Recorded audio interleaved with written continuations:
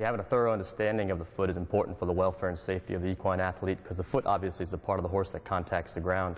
And the foot has four basic functions, one being support, second shock absorption, third traction, and the fourth is proprioception, or the ability of the horse to feel the ground. So if you don't have a healthy foot, those shock vibrations aren't absorbed by the foot. They travel up the leg, and other structures have to absorb those vibrations. The horse quite literally travels on the fingernail of what's the equivalent of your middle digit. When you look at it and you think about all the weight, your average horse weighs 1,000 pounds. So at speed, you've got all these forces traveling down this bony column. You would imagine that the bone inside the foot would just shoot right through that hoof wall, that all those forces would be magnified right there, and there's no way that they could be transferred from the bone to the hoof wall to be borne on that very small surface area that's actually in contact with the ground. We see here the bottom of a shod foot. The area which contacts the ground and bears weight is comprised of the surface area of the shoe and the frog, the centrally located triangular pad of tissue. It's remarkable that the actual surface area that supports a horse's weight is not much larger than the surface area of 2 human feet, which support on average a mere 125 to 150 pounds. With the shoe removed, it is possible to see the corresponding weight-bearing surfaces, and a close look at this region begins to reveal the complex relationship between the hoof and the skeleton, and how it is possible for such a large amount of weight to be safely supported over such a small bearing surface. Here we see a cross-section of the hoof wall and coffin bone at the site where they interface. Note that each contributes Christmas tree-shaped structures called laminae, which interlock, working in a way similar to Velcro, and anchor the two structures to each other. Here's another view with the hoof wall removed, exposing the coffin bone with attached laminae. In all, there are approximately 10 square feet of laminae in each foot, which contribute to the total surface area. And that surface area is what allows the forces to be dissipated so that the hoof and the bone do not become disconnected when weight travels up and down. Now, this is even more special when you think about it, that the easiest thing to do in order to decrease the forces that are traveling up and down the leg and interacting with the ground would be to put the horse in snowshoes. That's why people who wear snowshoes don't fall through the snow, because if you weigh 100 pounds and your snowshoes cover 100 square centimeters, you now have 1 pound per square centimeter of surface area pushing down on the ground.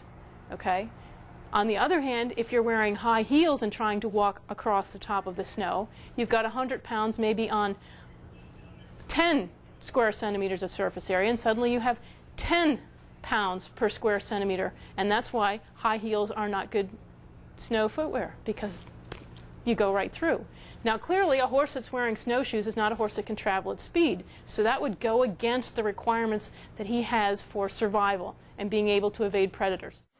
To look further into the importance of the hoof, we need to understand how the limb functions. The limb is a system of levers, which are the bones, like the cannon bone, pastern bones, that are connected at joints, like the fetlock joint, that are moved by the actions of muscles and their tendons going down the limb. In the fetlock region, there's another important set of structures, the suspensory apparatus, consisting of the suspensory ligament that attaches to the proximal sesamoid bones embedded here and continues to attach to the pastern bones in the pastern region. This suspensory apparatus is important because it supports the fetlock during gait, locomotion, and fetlock extension. When the fetlock is extended, these structures stretch like an elastic band, and that elastic band returns energy to the limb, helps the fetlock move back into a normal position during gait. The geometry of these levers about the joints markedly affects the forces that these tendons and ligaments must see during locomotion to support the fetlock joint. This is where the hoof plays a role, because the longer the hoof, the longer the lever, and the greater the forces that the suspensory apparatus and the tendons must provide on the back of the limb for normal locomotion. So here we can see the back of the limb, where we're looking at the knee, the fetlock, and the hoof, and we can see the deep and the superficial digital flexor tendons down the very back. So now I'm reflecting the flexor tendons off of the back of the leg so that we can see the suspensory apparatus that supports the fetlock joint. It originates up near the knee as a very thick suspensory ligament, divides into two branches that each attach to a proximal sesamoid bone embedded in these ligaments. This structure is continued by the distal sesamoidian ligaments that attach to the pastern region. These three structures in series, like the links of a chain, support the back of the fetlock region when the limb undergoes extension during locomotion. So here we see the flexor tendons on the back. I'm going to reflect them, and now we can see the suspensory apparatus starting from the carpus or the knee, the body splitting into two branches, inserting on the proximal sesamoid bones, and continuing as the distal ligaments. If I cut their attachment to the knee and reflect these structures, we can see the suspensory apparatus consisting of the body, the branches, and now you can clearly see how they attach to the proximal sesamoid bones and by ligaments from the bottom of those bones to the pastern region. So if, with the suspensory apparatus in place, when we move the limb to the side, we can see how these structures support the fetlock region during extension. This schematic diagram of the fetlock joint and the hoof illustrate how the hoof can affect strains or stretching of the suspensory apparatus. We have weight bearing coming through the cannon bone into the fetlock joint about the lever arm of the pastern bones. This weight bearing is counteracting the force of gravity through the hoof. The force moving the fetlock toward the ground is related to the length of this lever arm between the point of application of force from the ground to the hoof and weight bearing coming down through the cannon bone. The longer the lever, the more the force that the suspensory apparatus has to resist to keep the fetlock upright. Now, this is the circumstance with a hoof of normal conformation. Now, if we look at a hoof with a long toe